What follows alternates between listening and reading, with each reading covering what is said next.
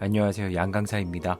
오늘은 요즘 핫 이슈인 챗 GPT에 대해서 이야기해 보겠습니다. 요즘 뉴스에서는 챗 GPT가 미래를 지배할 기술이며 구글이 매우 긴장해서 비상 상황에 돌입했다고 이야기하고 있더군요. 일단 이게 또 하나의 바람몰이인지 진짜 미래의 혁신을 가져줄 기술인지에 대한 점검은 해볼 필요가 있다고 생각합니다. 먼저 챗 GPT가 뭔지 간단히 설명을 드리면, 기존의 AI들은 확인된 내용을 안내해 주는 것이 전부였다면 챗 GPT는 DB를 바탕으로 결과물을 생성해낼 수 있다는 것이 다른 점입니다. 예를 들어 기존 시스템은 비 오는 날 어울리는 시를 들려줘 라는 개념으로 소통했다면 챗 GPT는 비 오는 날 어울리는 시를 만들어줘가 가능하다는 거죠. 사람들이 챗 GPT에 이렇게 뜨거운 관심을 가지는 이유는 아마도 아이언맨 영화에 나왔던 자비스 같은 인간보다 복합적인 사고가 가능하고 자유로운 대화를 통해 쉽게 문제 해결을 할 수 있는 미래의 AI 시스템에 성큼 다가섰다는 기대 심리가 반영된 결과라고 생각합니다. 결론부터 말씀드리면 자비스 같은 시스템에 문 앞까지는 도착했다라고 말씀드려야겠네요. 단 문 앞까지만 도착했을 뿐 아직 해당 시스템으로 뻗어나기까지는 꽤 많은 시간이 남았다고 이야기를 해야 팩트에 한없이 가까워지겠네요. 먼저 챗GPT를 이해하기 위해서는 AI의 두 가지 학습 방법을 이해할 필요가 있습니다. AI가 학습을 하는 딥러닝 방식 중 기존의 AI 시스템들은 지도학습이라고 불리는 슈퍼바이즈드 러닝 방식을 선호했습니다. 이 방식에서는 사람들이 주로 궁금해하는 질문들을 프로그래밍을 통해 답과 경로를 지정해 놓은 방식이죠. 예를 들어 내일 날씨 알려줘 라고 하면 기상청에서 정보를 확인한다는 프로그래밍 된 대로의 기상청 날씨 정보를 바탕으로 안내를 해줄 수 있는 구조인 거죠. 반면 챗 GPT는 강화학습이라고 불리는 Reinforcement Learning 방식을 사용합니다. 위 지도학습의 경우 정보의 경로들이 지정되어 있다면 이 방식에서는 프로그래밍 된 것 없이 복합적인 정보를 바탕으로 다양한 판단을 한 후에 답변이 가능하다는 거죠. 단 이 경우 명확한 호불호가 나뉘게 됩니다. 기존에 단순했던 정보를 질문할 때도 이 정보에 대한 사고 판단 때문에 아무리 슈퍼컴퓨터를 적용했다고 하더라도 상당히 느린 답변을 받게 될 가능성이 높습니다. 대신에 창의적인 질문을 통해서 기존에는 얻을 수 없는 답을 얻을 수 있습니다. 장기적으로는 이 두 가지 방법이 함께 혼용되어 개발되게 될 것으로 생각합니다. 챗 GPT를 활용한 장면을 짧게 보여드릴게요.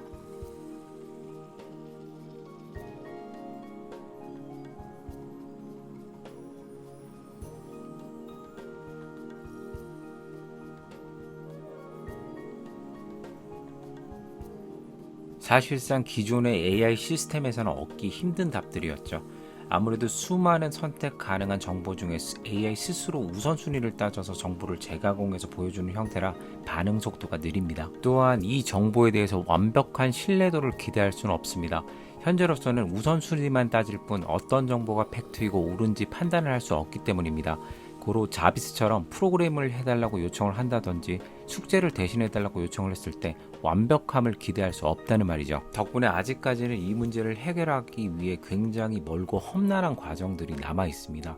그래서 이런 이슈를 가장 빨리 해결하는 것은 사용자들에게 피드백을 받고 그 내용을 학습시키는 것이죠. 챗 GPT에서도 피드백을 상당히 중요하게 받아들이고 있죠.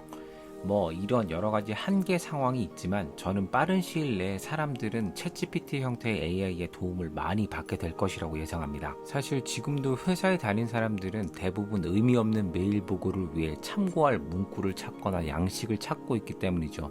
이런 영역이 발전할 경우 사람들은 이런 내용을 찾기 위해 많은 시간을 소비할 필요가 없어집니다. 또한 이 시스템이 조금만 더 발전을 진행해도 진정한 의미에서 사이버 비서 역할을 할 수 있게 됩니다. 예를 들어 회사의 막내 직원이 10명의 팀원의 커피를 주문 취합한다고 가정했을 때 지금은 구두로 직접 묶거나 카톡에 내용을 올려서 일일이 취합을 해야 하겠죠.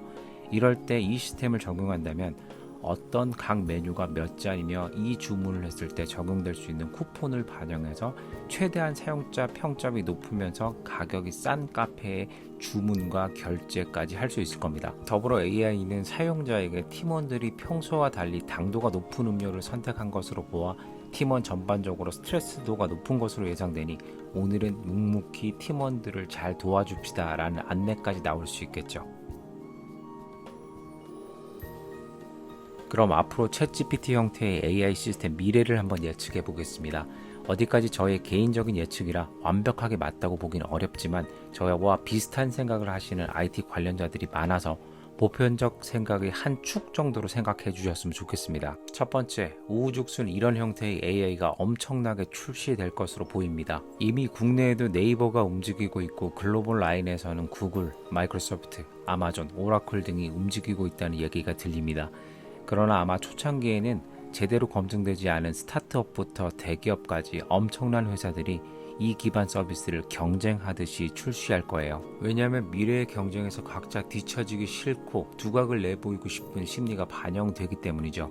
이미 우리는 웹 초창기 시절에 이런 유사한 경험들을 해본 적이 있습니다. 또한 이런 범람 속에서 아마 어느 정도 살아남는 두세 개의 회사로 재편되게 될 것이라 예상합니다. 지금까지 IT는 쭉 그래왔으니까요. 둘째, 지금처럼 처음에는 이런 형태의 AI가 전략적 변곡점처럼 바람몰이가 되겠지만 곧 일반화될 것입니다. 사실 AI 스피커가 처음 출시될 때도 기업들은 이것이 인류의 미래를 바꿀 수 있는 전략적 변곡점이라고 이야기해왔습니다. 그러나 거의 한 8년이 지난 지금 어떨까요? 여러분 집에 AI 스피커를 저마다 보유하고 계신가요? 그리고 활용은 잘 하세요? 아마 그렇지 않을걸요? 바로 이 포인트입니다. 처음에는 대단한 바람몰이를 하면서 분위기 형성이 될 것은 누구나 예측할 수 있는 범주이고, 다만 시간이 지나면 일부 산업 현장이나 일반적인 직장에서 제한적으로 활용은 하겠지만, 거듭 말씀드리지만 아이언맨의 자비스 같은 버라이어티한 활용은 적어도 15년 이내에는 이루어지지 않을 겁니다. 세 번째, 전국의 대학들의 AI 관련 학과들이 우후죽순 생겨나게 될 겁니다. 아마 미래 산업을 위한 인재 양성이라는 타이틀로 지방대일수록 더욱 가속화될 것으로 보이고요. 서울권 대학들도 우후죽순 이런 유사학과들이 생성될 가능성이 높아 보입니다. 그러나 이런 학과들은 안타깝지만 가르치는 교수님들이 이런 제대로 된 경험을 해본 적이 없는 진정한 전문가가 아닌 분들이 태반일 것이라 초반에 반짝하다가 또 과명을 바꾸는 사태가 반복될 겁니다. 그러니 이런 학과는 지원하지 않는 것을 권유드립니다.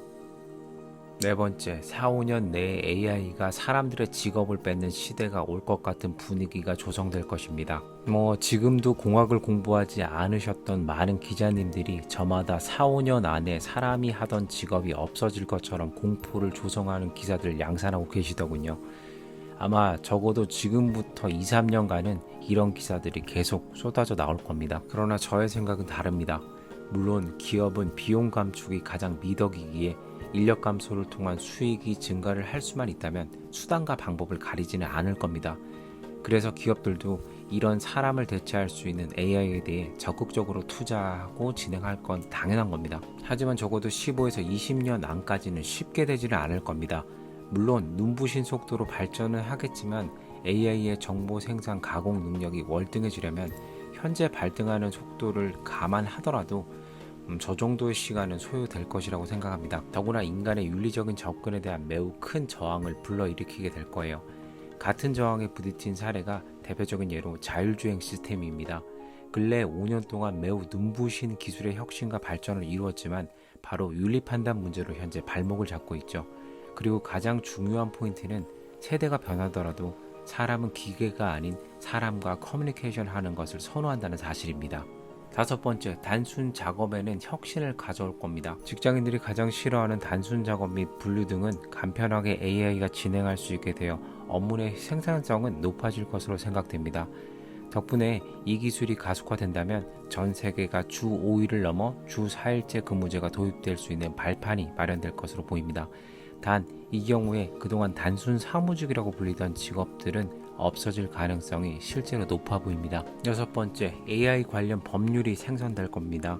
아마 인간의 직업 생존권을 보장한다는 개념으로 사람을 보호하기 위한 특정 영역에서는 AI를 사용하지 못하게 하는 법이 만들어지게 될 가능성이 높습니다.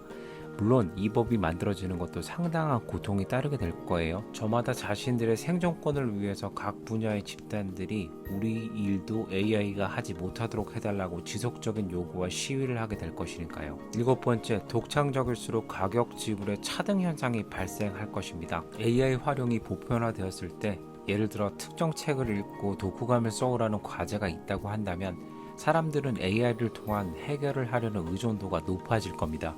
그러나 이때 같은 시스템 기반의 AI인 경우 내용이 거의 동일하거나 비슷해져 레포트의 가치가 상실될 가능성이 높아집니다. 덕분에 AI들은 가격별로 차등화되어 높은 돈을 지불하는 사람이 비교적 희소성 있는 결과물을 가지게 될 가능성이 높아지게 되는 거죠. 덕분에 정보의 가공에도 빈익빈 부익부 현상이 가속화될 것으로 생각됩니다.